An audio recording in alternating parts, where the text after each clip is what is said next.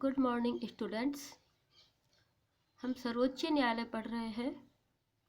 आज हम भारतीय सर्वोच्च न्यायालय की न्यायपालिका की स्वतंत्रता के बारे में पढ़ेंगे। किसी भी लोकतांत्रिक देश में यह आवश्यक है कि वह न्यायपालिका स्वतंत्र हो। न्यायपालिका को यह स्वतंत्रता देश की कार्यपालिका और विधायिका से प्राप्त होनी चाहिए, अर्थात न्यायपालिका को सरकार के अन्य अंगों से स्वतंत्र होना चाहिए। न्यायपालिका यदि स्वतंत्र नहीं होगी तो वह निष्पक्ष तरीके से न्याय नहीं कर पाएगी। अतः न्यायपालिका की स्वतंत्रता आवश्यक है ताकि वह सरकार के कार्यपालिका और विधायिका जैसे अंगों से स्वतंत्र होकर स्वतंत्र एवं निष्पक्ष तरीके से न्याय कर सके। भारत में भी न्यायपालिका की स्वतंत्रता अपनाई गई है। इस न्यायपालिका की स्वतंत्रता के लिए कुछ नियम बनाए गए हैं। इनमें ये मुख्य हैं। यह है न्यायाधीशों की नियुक्ति। भारत में न्यायाधीशों की नियुक्ति न्यायपालिका के कॉलेजियम व्यवस्था द्वारा राष्ट्रपति द्वारा की जाती है, अर्थात न्यायाधीशों की नियुक्ति का अधिकार राष्ट्रपति को सौंपा गया है, किंतु राष्ट्रपति इन न्यायाधीशों की नियुक्ति न्यायपालिका द्वारा निर्धारित एक कॉलेजियम व्यवस्था के तहत की जाती है। कॉलेजियम व्यवस्था के तहत न्यायपालिका के कुछ न्यायाधीश नए भावी न्यायाधीशों की नियुक्ति की अनुशंसा करते हैं, जिन्हें राष्ट्रपति अपनी इच्छा से नियुक्त कर सकता है। भारत में यही न्यायाधीशों की नियुक्ति की प्रक्रिया अपनाई गई है। न्यायाधीशों की लंबी कार्यावधि। भारत में न्यायाधीशों को एक लंबी कार्यावधि प्रदान की गई है। वे अपने पद पर 65 वर्ष की आयु तक पदासीन रह सकते हैं। इस बीच में उन्हें किसी भी प्रक्रिया द्वारा हटाया नहीं जा सकता। उन्हें उनकी पदावधि से तभी विमुक्त किया जा सकता है जब उन पर महाभियोग की प्रक्रिया लागू हो जाए, जो एक अत्यंत कठिन प्रक्रिया है। लंबी कार्यावधि 65 वर्ष।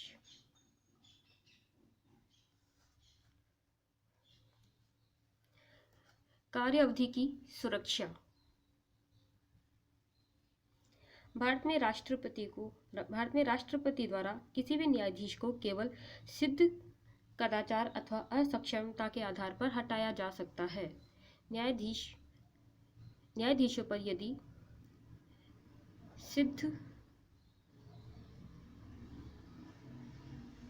सिद्ध कदाचार अथवा अक्षमता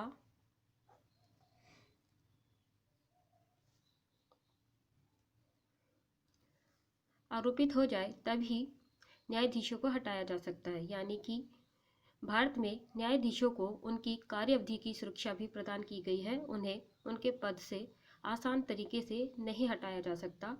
उन्हें हटाने की एक निश्चित प्रक्रिया है। इस प्रक्रिया के तहत ही न्यायपालिका के न्यायाधीशों को हटाया जा सकता है, और यह प्रक्रिया है सिद्ध कदाचार अथवा असक्षमता निर्धारित हो जाने के बाद। कार्यप्रणाली के नियमन हेतु नियम बनाने की शक्ति। सर्वोच्च न्यायालय संसद द्वारा निर्मित विधि के अंतर्गत नियम बना सकता है। इसके लिए राष्ट्रपति का अनुमोदन आवश्यक है, अर्थात भारत में न्यायपालिका की जो कार्यप्रणाली है उसके बनाने हेतु जो नियम बनाने की शक्ति है वह भारत में संसद को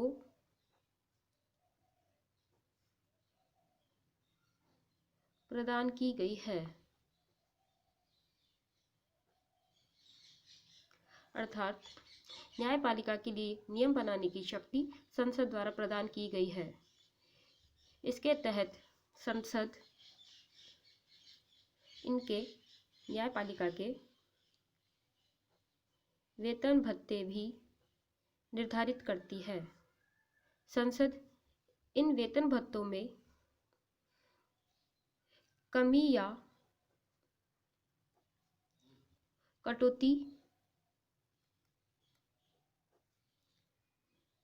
नहीं कर सकती।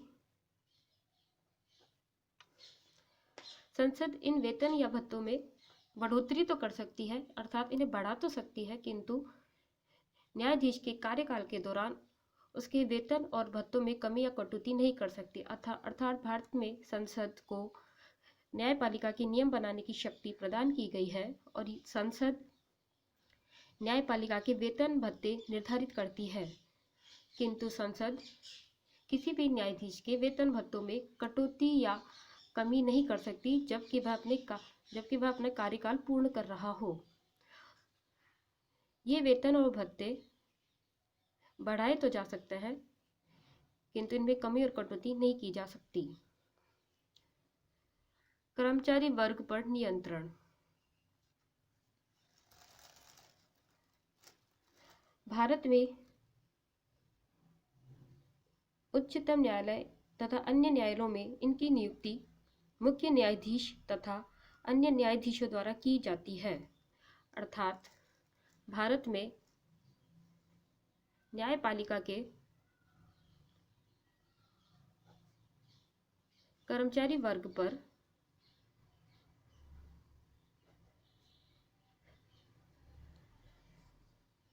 न्यायालय के मुख्य न्यायाधीश का तथा अन्य न्यायाधीशों का नियंत्रण रहता है। न्यायपालिका के कर्मचारी वर्ग को मुख्य न्यायाधीश नियुक्त करता है तथा उन्हें उनके पद से हटा भी सकता है। न्यायाधीशों को उनकी न्यायपालिका में कर्मचारी वर्ग पर पूर्ण नियंत्रण प्रदान किया गया है। उन्मुक्तियां। भारत में न्यायाधीशों को कुछ उन्मुक्तियां प्रदान की गई हैं। भारत में न्यायाधीशों द्वारा किए गए निर्णय व उनके द्वारा किए गए कार्यों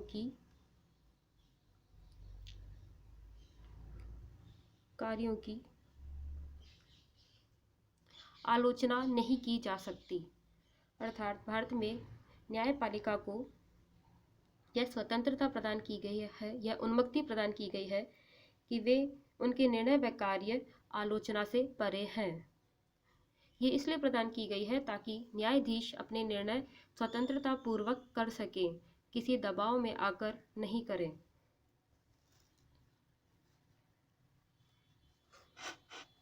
अवकाश प्राप्ति के बाद।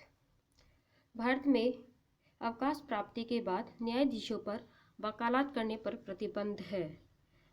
भारत में न्यायाधीशों पर अवकाश प्राप्ति के बाद वकालत पर प्रतिबंध लगाया गया है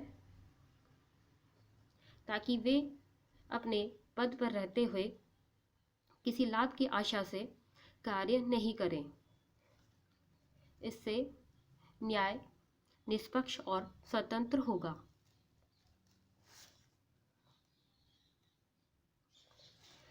इसके अलावा सर्वोच्च न्यायालय के सभी व्यय संचित निधि पर भारित होंगे। भारत में न्यायपालिका के सभी व्यय संचित निधि पर भारित होते हैं। अर्थात न्यायाधीशों के वेतन भत्ते तथा न्यायपालिका के अन्य खर्च संचित निधि द्वारा ही वहन किए जाते हैं।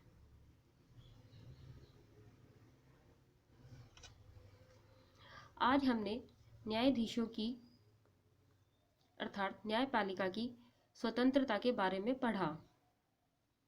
यह सर्वोच्च न्यायालय का पार्ट 3 था। धन्यवाद।